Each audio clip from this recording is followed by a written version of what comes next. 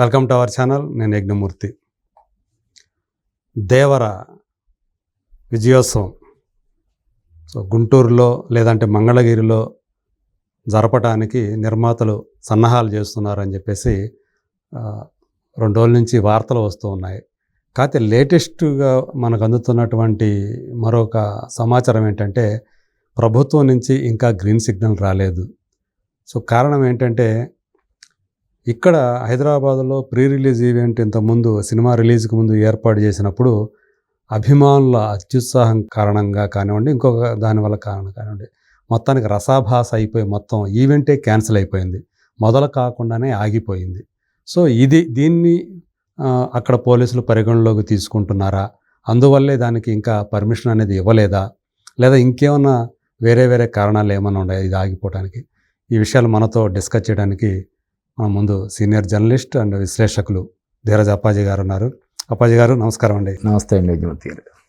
దేవర విజయోత్సవం నిన్నటి నుంచి మనకి గుంటూరులోనో లేకపోతే మంగళగిరిలోనో ఏర్పాటు చేయబోతున్నారు. 3వ తేదీ జరగబోతుందని కూడా వచ్చింది. కానీ ఇప్పటివరకు అయితే ప్రభుత్వం నుంచి ఈవెంట్కి అనుమతులు వచ్చినట్టుగా మనకి కనిపించట్లేదు. అసలు జరిగే అవకాశం కూడా లేదని కూడా చెప్పుకుంటూ ఉన్నారు.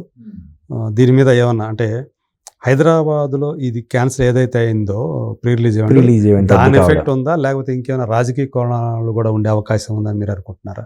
అంటే ఒకటి అఫీషియల్గా ప్రొడ్యూసర్లు అనౌన్స్ చేశారా 3వ తారీఖు అక్కడ చేయాలని? చేయలేదు, ప్రొడ్యూసర్ చేయలేదు. కానీ గుంటూరులో సన్నాహాలు చేస్తున్నారు చేయడానికి అని మాత్రం వచ్చింది. అది కూడా అఫీషియల్ కాదు. ఫ్యాన్స్ నుంచి దీని నుంచి మనకు వచ్చేటువంటి ఇదే. వీళ్ళు అక్కడ గ్రాండ్గా సెలబ్రేట్ చేయాలని సంకల్పించారు ప్రొడ్యూసర్. అంటే ఒకవేళ సెలబ్రేషన్ చేయాలనుకుంటే దానికి గుంటూరు అంటే ఇప్పుడు మనం చూసాం విజయవాడ అనేది బాగా వరదలకి బాగా ఎఫెక్ట్ అయింది. విజయవాడ గుంటూరు మన ట్విన్ సిటీస్ లాంటివే కదా, పెద్ద దూరం ఇదేం కాదు. కాబట్టి గుంటూరులోనో మంగళగిరిలోనో ఈ విజయోత్సవ సభ ఏర్పాటు చేయాలనుకోవడం అన్నదే కరెక్ట్ కాదని నేను అనుకుంటున్నా. అక్కడ వరద ఇంకా ఇప్పటికీ కూడా సహాయ కార్యక్రమాలు అవి జరుగుతున్నాయి. ఆ విక్టిమ్స్ ఇంకా చాలా వరద ప్రభావిత ప్రాంతాలకు సమీపంగా ఉండటం వల్ల సమీపంలో ఉన్న ప్రాంతంలో ఉత్సవం చేసుకోవడం అన్నది అంటే అక్కడ వాళ్ళు నానా కష్టాలు అవి పడుతుంటే ఇక్కడ మనం ఉత్సవం చేయాలనుకోవడం అన్నదే కరెక్ట్ డెసిషన్ కాదు. ప్లస్ రాజకీయ కోణంలో చూసినా కూడా కావాలని కొంతమంది ఇప్పుడు ఉదాహరణకి మొన్న సుదర్శన్ థియేటర్ దగ్గర ఎన్టీఆర్ కట్అవుట్లు తగలబెట్టిపోయింది. అది కారణం ఏంటో తెలియదు. తర్వాత షార్ట్ సర్క్యూట్ అని కొంతమంది అన్నారు. కానీ నిజంగా అటువంటిది ఏదైనా ఆంధ్రాలో జరిగి ఉంటే రాజకీయ కోణం పులుముతారు. అలాగే మొన్న నేను మామూలుగా ఒక వీడియో చూసా. నారా బ్రాహ్మణి లోకేష్ ఒక చోట నుంచి వస్తుంటే కొంతమంది ఎన్టీఆర్ ఫ్యాన్స్ సీఎం ఎన్టీఆర్ జిందాబాద్ ఇలాగా అరుస్తున్నారు. సందర్భం లేకుండా కూడా చేస్తున్నారు. ఇప్పుడు నారా లోకేష్ వచ్చేటప్పుడు పని కట్టుకొని ఆ స్లోగన్లు చేయాల్సిన అవసరం ఏముంది కదా. కాబట్టి మంగళగిరిలో నిజంగానే ఈ గుంటూరులోనూ ఇటువంటి విజయోత్సవ సభ ఏర్పాటు చేసి అక్కడ ఏదైనా జరగకూడదు ఏదైనా జరిగితే అప్పుడు ఇంకెలాగా ఉంటుంది? ఎవరో చేసే తుంటరి పనులకి ప్రభుత్వం బాధ్యత తీసుకోవాల్సిన ఇది ఉంటుంది. ఇప్పుడు ఇక్కడ చిన్న హోటల్లో అంటే నోవోటెల్ అనే హోటల్లో కార్యక్రమాన్ని చేయడానికి కష్టమైపోయింది అభిమానుల తాకిడి వల్ల. అక్కడ అంతమంది బహిరంగంగా వేలాది మంది సమీకరించి వేలాది మంది తరలి వచ్చే కార్యక్రమాన్ని చేయడం అక్కడే పాసులు లేకపోతేనే చాలా మంది వచ్చేసారు. పైగా అక్కడ వేరు కదా. ఇది ఇటువంటి ప్రోగ్రామ్ ఒక కనీసం 10 రోజులు ఎక్సర్సైజ్ చేసి చేయాల్సినటువంటి కార్యక్రమం. అప్పుడు 2 రోజుల ముందు 3 రోజుల ముందు ఖచ్చితంగా పాటించాలి కదా. చాలా కట్టుదిట్టమైనటువంటి అన్ని చేసే పైగా ఇప్పుడు అక్కడ ఉన్న పరిస్థితుల్లో రాజకీయ పరిస్థితులు కావచ్చు, ఈ వరద పరిస్థితులు కావచ్చు, వీటన్నిటి వల్ల అంతమంది పోలీసులను అక్కడ మోహరించి వీళ్ళందరినీ అదుపు చేయాల్సినటువంటి పరిస్థితుల్లో అక్కడ ఒకవేళ వీళ్ళు చేయాలనుకుంటే ప్రభుత్వ పరంగా అనుమతులు ఇవ్వడానికి పోలీసులు ఆలోచించుంటే దాన్ని మనం సానుకూలంగానే చూడాలి తప్ప దాన్ని వ్యతిరేక కోణంలో మనం చూడాల్సిన అవసరం లేదని నేను అనుకుంటున్నాను. మళ్ళీ ఇంకోటి కూడా వచ్చింది, ఒకవేళ అక్కడ కనుక పెడితే దాన్ని వైసీపీ వాళ్ళు హైజాక్ చేసే అవకాశం కూడా ఉంటుంది కదా. కావాలని కొంతమంది ఏముంది నిజంగా వైసీపీ హైకమాండ్ పర్మిషన్ లేకపోయినా కూడా కొంతమంది ఉత్సాహంతో ఒక 100 ప్రోగ్రామ్ ఇది చేయడానికి ఎంతమంది కావాలి? 10 మంది చాలు. 10 మంది రాళ్ళు విసిరితే ఏమవుతుంది? ఆటోమేటిక్గా ప్రోగ్రామ్ మీద ఏం అవసరం లేదు, పాము అని చెప్పి అంటే కూడా తొక్కిసలాట్లో నానా ఇది జరుగుతుంది.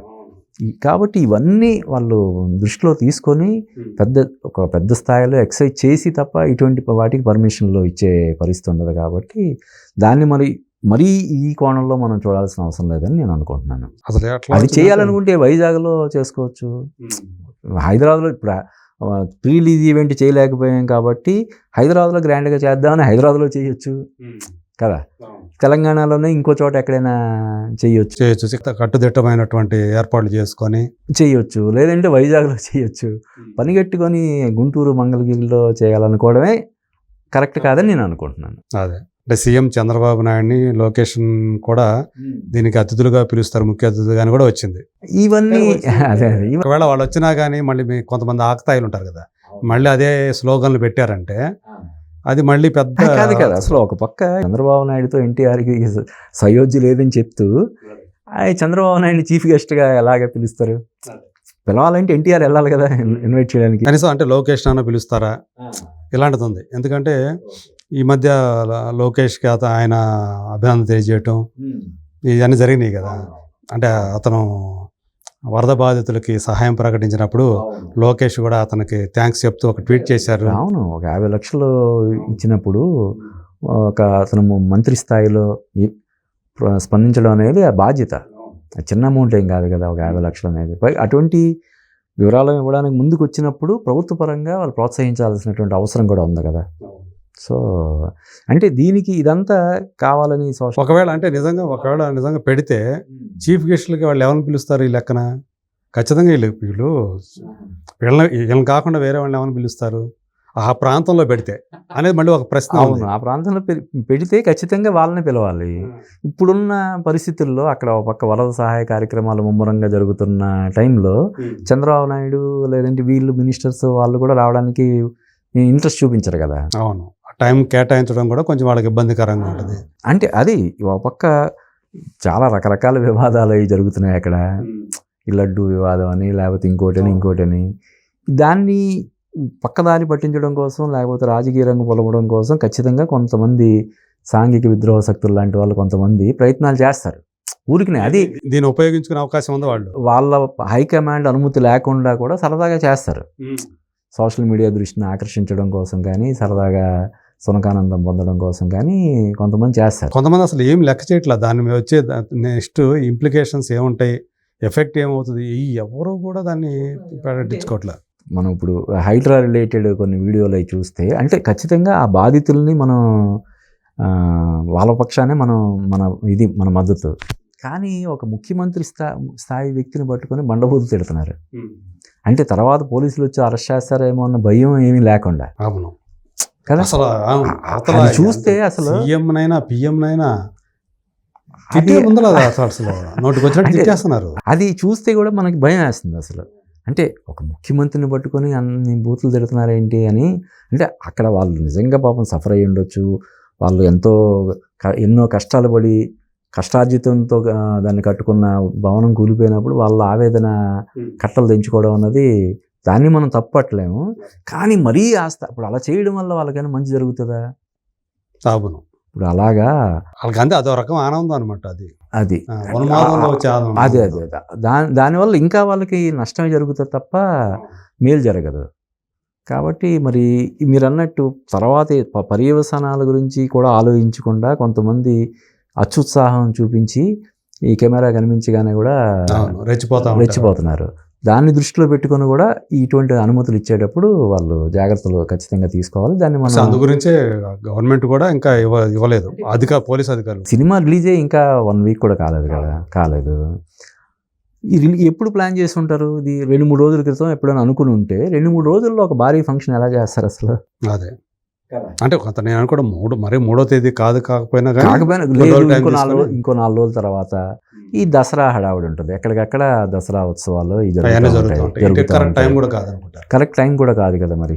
సో వీటన్నిటిని దృష్టిలో పెట్టుకొని వాళ్ళు అధికారులు నిజంగా వీళ్ళ దగ్గర నుంచి ప్రొడ్యూసర్స్ దగ్గర నుంచి వాళ్ళకి ఒక విజ్ఞప్తి లాంటిది వెళితే ఇలా మేము చేద్దాం అనుకుంటున్నాం, మీరు పర్మిషన్ ఇవ్వాలని చెప్పి వెళ్ళిందా లేదన్నది కూడా మనకి అఫీషియల్ ఇన్ఫర్మేషన్ లేదు. కాబట్టి వెళ్ళినట్టు తెలియదు, అక్కడ వాళ్ళు ఇచ్చారా లేదన్నది కూడా తెలియదు. సమాచారం మాత్రం అదే జస్ట్ ఎక్కడ మంగళగిరిలో చేస్తే ఈ టైంలో ఎలా ఉంటుందని ఎవరికి ఆలోచన వచ్చి దాన్ని వైరల్ చేసి ఉండొచ్చు కూడా. సో అదన్నమాట. ఓకే అండి, thank you. Okay sir, thank you అండి.